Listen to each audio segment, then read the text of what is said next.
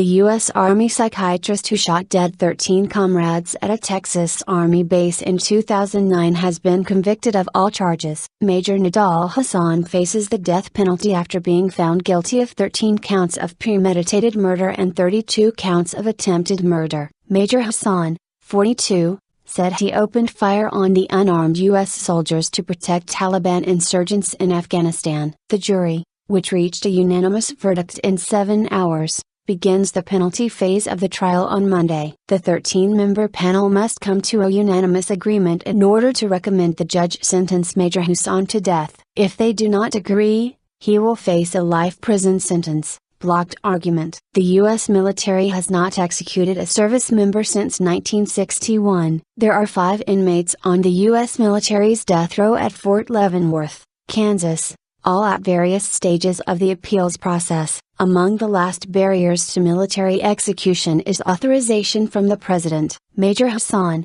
a U.S.-born Muslim of Palestinian descent, had no visible reaction as the verdict was read. He admitted to being the gunman at the start of his court-martial this month. Acting as his own lawyer, he questioned only 3 of 90 prosecution witnesses and declined to call witnesses of his own or make closing arguments. His court-appointed legal advisors, who were little involved in his defense, have told the judge they believed he sought execution. Major Hasan has said he carried out the attack on unarmed soldiers at a medical building at Fort Hood in order to protect Taliban fighters in Afghanistan, but the judge, Colonel Tara Osborne, barred him from presenting that argument in court. 146 bullets. The Army psychiatrist opened fire on November 5, 2009 at a medical facility on the base where soldiers were being evaluated before deploying overseas. Prosecutors said he had prepared carefully for the attack for weeks, visiting a target practice range, buying a gun, and stuffing paper towels into his trouser pockets to muffle noise from the extra ammunition before he opened fire. Soldiers and civilians testified they heard a man scream an Islamic benediction,